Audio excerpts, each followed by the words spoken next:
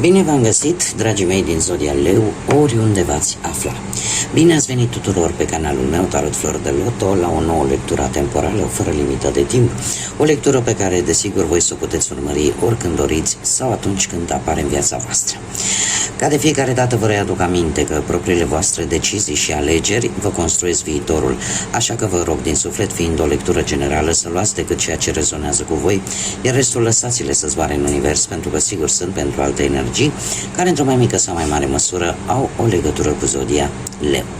Așa că, dragilor toți cei care aveți Soarele, Luna, Venus, Ascendentul sau oricare alt aspect astral important pentru voi din harta voastră natală și care are legătură cu Zodia Leu, atunci această lectură este de asemenea și pentru voi. Zise toate acestea, haideți să vedem ce ne spune acest minunat oracol al ceștii de cafea și să vedem unde și cum sunteți în acest moment. Dragilor, pe voi se pare că pe unii dintre voi cel puțin vă frământă o călătorie la distanță mare, poate legături cu străinătatea sau pur și simplu o călătorie importantă. Haideți să vedem care este situația actuală. Ce vine pentru dragii mei din Leu sau cu legături importante cu această zodie.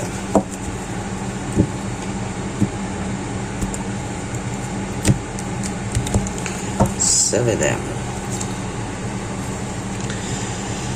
Hei, dragii mei dragi, ați avut o perioadă în care ceva s-a sfârșit, ceva a început nou, ceva s-a transformat, ceva legat poate de justiție, de documente. Le voi pune pe toate. Încă o dată ne-a ieșit cartea care a sărit așa, s-a întors din pachet. Înseamnă că e ceva important. Bun, haideți să luăm cu începutul, dragii mei, și să vedem. Și avem roata care ne vorbește de sfârșitul unei etape, sfârșitul unui capitol, sfârșitul unui proiect, sfârșitul poate unei relații sau sfârșitul unui job. Închiderea de un capitol și începerea unuia nou. Pentru cei, mai ales pentru cei care sunteți singuri pe plan sentimental, se pare că această singurătate s-a terminat pentru unii dintre voi deja sau este pe punctul de a se termina foarte curând. Apare o schimbare, nu știu, poate chiar și relaționată cu averea, cu banii, cu vreo moștenire, cu o anumită situație, indiferent de ce plan al vieții vorbim. Asta a dus la o transformare în viața voastră, la un mod poate diferit de a gândi, la un mod total diferit în a vedea lucrurile. Avem cărăbușul egiptean, care ne vorbește de o hrănire, de o transformare. Este foarte interesant pentru că are și numărul 33 și asta îmi vorbește tare mult de lucruri pe care poate voi nu erați capabili sau voi gândeați că nu sunteți capabili să le faceți. Probabil că unii dintre voi în sfârșit v-ați dat seama că trebuie să vă faceți timp și pentru voi, dar și pentru persoanele cele mai apropiate de sufletul vostru. O perioadă în care această transformare v-a schimbat într-o modalitate în care vedeți lucrurile total diferit, gândiți total diferit. Ați căpătat o înțelepciune. În acest moment, unii dintre voi e posibil să fiți un pic preocupați vis-a-vis de anumite documente, de anumite contracte, de anumite legături cu justiția sau, de ce nu, poate chiar și cu Zodia Balanță pentru unii. Cert este că e vorba de o semnare, poate, de documente legale, de acte, contracte, ceva semnificativ. Da? Iar dacă nu vorbim de aceste lucruri, putem vorbi de lucruri echilibrate. Cumva lucrurile parcă voi le vedeți că încep să se echilibreze. Mult mai mult. La ce să vă așteptați în următoarea perioadă? la pace, acea pace interioară, acea serenitate, acea liniște. Faptul că avem porumbelul și delfinii pe aceeași linie, asta îmi vorbește tare mult de o energie foarte bună, foarte pozitivă, care se îndreaptă către voi, sub diferite aspecte. Aș zice că acest sentiment de liniște, de speranță, de încredere că lucrurile vor merge bine, va fi foarte pregnant în următoarea perioadă în sufletele voastre. Există cu delfinul o cooperare foarte bună cu cei de lângă voi, cu cei în care voi aveți încredere, cu cei cărora vă place să stați în preajma lor și lor le place să stea în preajma voastră. Aș zice că sunteți mult mai norocoși și veți avea parte de perioade în care bucuria, poate distracția cu prieteni, cu familia sau pur și simplu sunteți într-o perioadă în care veți atrage acea karmă bună în viața voastră. Cumva, eu aș zice că vă hrăniți nu numai din energia voastră, ci și din energia celor de lângă voi. Energia celor care vouă vă dă stabilitate. Va fi ceva reciproc. Iar viitorul apropiat vine cu această călătorie, care poate să fie o călătorie la propriu, pe o lungă distanță, sau pur și simplu, nu știu, ori că vă mutați, ori legături cu străinătatea, cum am mai spus, sau veți face o călătorie la modul spiritual. O călătorie care pe voi vă va ridica. Vă va ridica și vă va da putere. Și în felul ăsta se va pune un pic de ordine în viața voastră. Cam fiecare în funcție de ce aspect al vieții îl interesează. Fie el profesional, financiar sau sentimental. Haideți să vedem ce ne spune și tarotul. Ce vine pentru dragii mei din Leu sau cu legături puternice cu această zodie în următoarea perioadă de când voi urmăriți această lectură.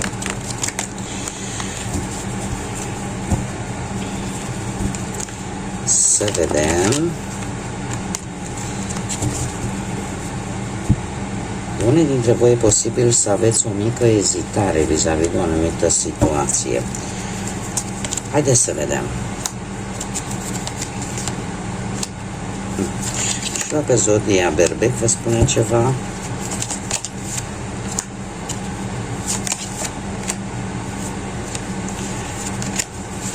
Și desigur se repetă și mai avem și zodia Fecioară și alte zodii de foc, la fel ca și voi, Berbec, Leu, Săgetător, care vin așa cu o ușoară implicare aici. Avem într-adevăr doi zecari, asta îmi vorbește de finalizări.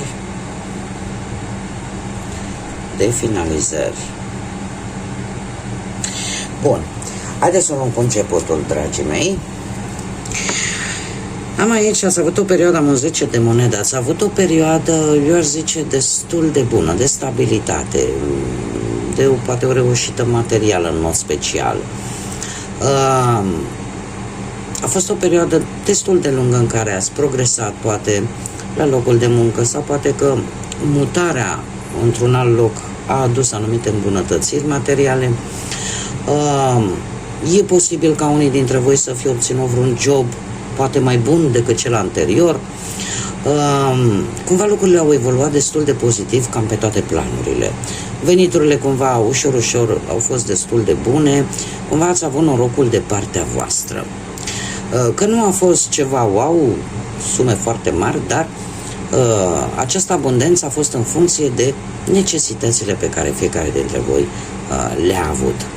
Alții poate au recuperat ceva bănuți din trecut, iar în ceea ce privește relația voastră sentimentală a fost una destul de solidă, unii poate chiar au celebrat o nuntă, chiar dacă au existat și anumite interese materiale, dar lucrurile au fost solide, au fost echilibrate. Cei care ați fost singurei, se pare că a apărut în viața voastră cineva care are o situație materială destul de bună, dar la nivel familiar. Da? O familie poate să fie o familie cu un anumit renume sau o familie care într-adevăr are o moștenire destul de cuprinzătoare. Care este influența împăratului aici? Nu știu dacă unii dintre voi, împăratul poate reprezenta energia unei figuri paterne, cum de asemenea poate reprezenta la fel partea materială, stabilitatea părții materiale. Dar dacă vorbim de această figură paternă, de exemplu, poate să fie cineva care vă va da stabilitate, cineva care are poate un rang înalt, o poziție înaltă, care are o bună poziție materială, da? Dar în același timp cineva care are o atitudine destul de autoritară, destul de disciplinată și care de obicei atunci când ia decizii le ia la nivel rațional, la nivel logic și eu aș spune că de asemenea, și dacă nu vorbim de o energie, da? Pe partea asta sentimentală, atât partea materială cât și intimă a fost foarte puternică pentru cei care ați fost într-o relație sau sunteți într-o relație. Alții, e posibil ca această energie a împăratului să reprezinte energia unui personaj care e mai în vârstă decât voi și pe care voi l-ați cunoscut. Este cineva foarte tradiționalist, foarte aristocratic, aș spune, foarte organizat și care nu face lucrurile la întâmplare și care e posibil să aibă într-adevăr și o poziție, un grad destul de înalt. Poate să aibă sau nu legătură cu să spunem, cu domeniul ăsta al armatei, al uniformei, al purtării unei uniforme, da? Unde cumva disciplina este prioritară. Ce mai avem noi aici? Un as de monede. De curând probabil că a apărut o mare șansă foarte promițătoare pentru voi, în care vi se deschide un drum, în special pe partea materială, de a face bani mai mulți. Această mișcare promițătoare vine la rândul său și cu o nouă responsabilitate. Poate la locul de muncă, da? Unde e posibil să vi se spună, știi, uite, avem nevoie de încutare activitate, o activitate nouă pentru voi, dar care vă deschide un drum și care va poate aduce și ceva bănuți în plus la salariu. De asemenea, poate de curând ați reușit cumva într-un fel sau altul să rezolvați anumite situații legate tot așa de bani. Da? O idee bună care să vă fie adus un câștig în plus. Dacă vorbim de viața sentimentală, vorbim de o conexiune bună în relație cu tentă de îmbunătățire. Da? Cei singurei se pare că sunteți destul de optimiști și cel mai interesant este că sunteți dispuși să faceți anumite schimbări, pentru că e posibil ca o nouă iubire să fie foarte aproape și asta să vă dea acest optimism și să vă facă să spuneți, dom'le, sunt dispus să schimb ceva ca să fiu cu persoana respectivă. Acum, la ce să vă așteptați în perioada imediat următoare? Aici am o variantă care, din păcate, nu știu cât o să placă, nu cred că o să placă la unii dintre voi. Pentru cei care au cunoscut persoane recent, trebuie să vă spun că veți fi un pic dezamăgiți, pentru că va promite mult și va face puțin sau nu își va ține promisiunile. Într-adevăr, avem un 10 de spade care ne vorbește despre anumite decepții, despre ceva total neașteptat, cu o nuanță destul de negativă, care vă va necăji, vă va supăra. Va fi așa o schimbare, aș zice eu, destul de dramatică care vine în viața voastră, dar care, paradoxal, pe voi, pentru că aici am un cavaler de bâte care vă poate reprezenta foarte bine și pe voi nu o să vă oprească, pentru că privirea voastră e către viitor. Chiar dacă o să vă decepționeze, ori această decepție nu va fi una atât de puternică încât să vă afecteze la nivel mental, la nivel sufletesc foarte tare, ori pur și simplu poate voi nu ați investit atât de mult încât această dezamăgire să vă afecteze foarte mult. Cavalerul ăsta de bâte îmi vorbește de acțiune. Voi știți exact ce vreți de la viață, știți exact ce plan aveți și ca și rival nu ar fi de dorit să fiți un rival probabil în fața nimănui. De ce? Pentru că sunteți foarte greu de combătut, sunteți într-o energie în care în următoarea perioadă nu veți da un pas înapoi. Și eu aș spune că lucrul ăsta vă va ajuta. Vă va ajuta de ce? Pentru că veți avea o reușită. O reușită care va veni foarte rapid și total neașteptat, care poate implica schimbare de job, poate schimbare de locuință. E adevărat, va forța un pic nota sau va forța un pic o anumită situație, dar schimbări majore. Aduc cu sine schimbări majore această reușită. Majoritatea din ele vor fi pozitive, atât pe partea profesională, cât și eu aș spune chiar și pe partea bănească, da? Pentru că pot apărea surprize bănești. Dar vorbind de partea sentimentală, pentru cei care sunteți într-o relație deja și apar posibil ceva nemulțumiri, ceva decepții, cum am mai spus, trebuie să vă spun că e nevoie de un compromis. Dar e nevoie de un compromis nu numai din partea voastră, e nevoie de un compromis din partea ambilor. Trebuie să existe sinceritate și e posibil pentru cei care aveți copii să apară sprijinul unei energii mult mai tinere decât voi. Ca și un ajutor care cumva va înlesni acest compromis, da? Pe care trebuie să-l faceți în relația voastră. Cei care sunteți singurei, e posibil ca toată această decepție să rămână în spate, tocmai pentru că apare cineva mai tânăr, cineva, de fapt, poate să fie de vârsta voastră sau un pic mai tânăr decât voi, poate la locul de muncă, care să vă atragă atenția și atunci cumva dați la spate toată această dezamăgire de care o să aveți parte, da? O să fiți un pic mai atenți și probabil că o să încercați să vedeți din timp dacă e doar o iubire trecătoare sau poate deveni ceva serios. Viitorul apropiat vine cu pusnicul. Viitorul apropiat vine cu foarte multă înțelepciune și eu aș spune vine cu o necesitate de a fugi de zgomot, de a fugi de aglomerație. Unii dintre voi e posibil chiar să încercați cumva să petreceți poate mai mult timp singurei sau în zone în care de obicei nu există foarte mult zgomot.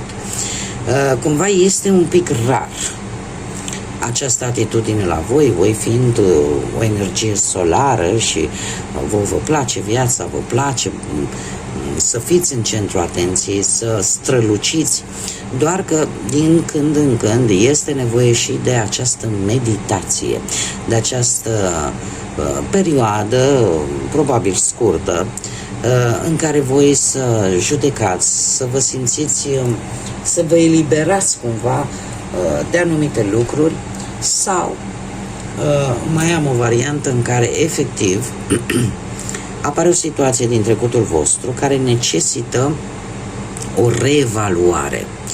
O reevaluare a ei, acestei situații și un moment de solitudine pentru a gândi mult mai bine cum să abordați respectiva situație și ce să faceți vis-a-vis de ea.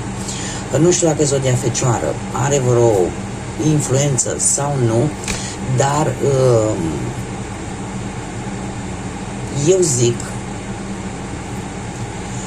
că anumite rezultate bune cu acest arcan major vor veni lent, este adevărat, și e ceva rezultate bune legate de ceva din trecutul vostru cu care voi v-ați mai confruntat la un moment dat. Probabil că în viitorul apropiat jobul rămâne cam același, nu o să fiți interesați, poate unii dintre voi să căutați în altă parte, finanțele vor fi destul de echilibrate, nu știu, o să fiți într-o perioadă în care banii nu știu cât de importanți or să fie, sau nu o să le mai dați atât de mare importanță, veți fi preocupați de cu totul și cu totul alte aspecte ale vieții. Că e de muncă, că sunt sentimentale, cam ale ar fi preocupările în momentul respectiv. E posibil ca unii dintre voi, pe partea asta relației, să aveți o mică lipsă de comunicare. Tocmai pentru că simțiți nevoia de un pic de singurătate. Simțiți nevoia să evaluați mult mai bine o anumită situație în relațiile voastre sentimentale. Pentru a vedea exact, domne, ce fac? Merg înainte sau schimb direcția? Dacă vorbim de cei singuri, e posibil să apară vreo fostă pentru a încerca cumva să reaprindă flacăra care s-a stins cu ceva timp în urmă. Probabil că aveți nevoie de înțelepciune, să dați timpul înapoi, să vedeți, domne, de ce este fost, de ce a ajuns să fie fostă și dacă este ceea ce voi vă doriți. Veți analiza foarte bine fiecare lucru în detaliu. Haideți să vedem care este spiritul animal care vă va însoți în această perioadă și ce sfat are pentru voi, dragilor din Leu, sau cu legături puternice cu această zodie. Haideți să vedem. Și avem lebăda, care ne vorbește de grație. Așa vei trece și tu printre ape, iar sufletul îți va aduce înțelepciune și lumină. Ajută-mă să transform în eleganță și grație și inspiră-mă cu demnitate și cu acest spirit al frumuseței. Este de fapt cum să zic eu, ca o dorință. Dar eu aș transpune acest mesaj în felul în care voi veți manevra anumite situații care vor veni în viața voastră. Faceți-le cu grație, faceți-le cu înțelepciune. Dacă aveți de luat niște decizii, nu vă grăbiți. Gândiți-le, analizați-le, în așa fel încât atunci când luați respectiva decizie să fie luată cu claritate. Nu încercați, voi de felul vostru aveți orgoliul vostru, ceea ce este perfect normal, doar că la voi este un pic mai accentuat, pentru a vă simți special, pentru a fi admirați, pentru a avea acea energie pozitivă care vă consacrează și acea creativitate, trebuie să aveți o autoestimă foarte puternică. Trebuie să aveți o părere bună despre voi. Tocmai de aceea se pare că atunci când poate trebuie să luați decizii, trebuie să aveți încredere în voi prin analiză, prin faptul că nu vă pierdeți demnitatea și nu vă coborâți la nivelul poate altor energii josnice. Și lucrul ăsta vă va înfrumuseța propriul vostru spirit. Și propria voastră aparență, așa cum vă arătați voi lumii. Câteodată, în momente dificile din viețile voastre, e posibil ca în momentul în care simțiți că nu sunteți iubiți, cumva atunci sunteți indiferenți față de ceilalți. Este, ca să zic așa, pedeapsa pe care voi o aplicați celorlalți și care doare. Cine n-a avut un leu, n-a cunoscut un leu și nu l-a avut, probabil că nu știe despre ce vorbesc. Dar voi, asta vi se cere, grație. Grație să vă strecurați printre situații, să o faceți cu capul sus, cu demnitate și cu acel spirit energic și frumos. Bun, dragilor, cam atât am avut pentru voi de data aceasta. Mulțumesc tare mult pentru prezență. Mulțumesc din suflet tuturor celor care își fac timp și sprijină acest proiect prin intermediul like-urilor, comentariilor și distribuirilor. Așa că mii de mulțumiri tuturor și de asemenea bun venit recenților mei abonați, da, care recent s-au abonat. Bine ați venit tuturor în această comunitate frumoasă a florilor de lotus, iar până data viitoare când ne vom reîntâlni la o nouă lectură, numai bine vă doresc. Nu renunțați la voi, nu renunțați la ceea ce vă definește pe voi ca și caractere și până data viitoare când ne vom întâlni, așa cum am mai spus, eu vă doresc tot binele din lume, multă energie pozitivă, multă înțelepciune și multă liniște în suflete și în gânduri. Așa că, dragilor, numai bine vă doresc și să fiți iubiți.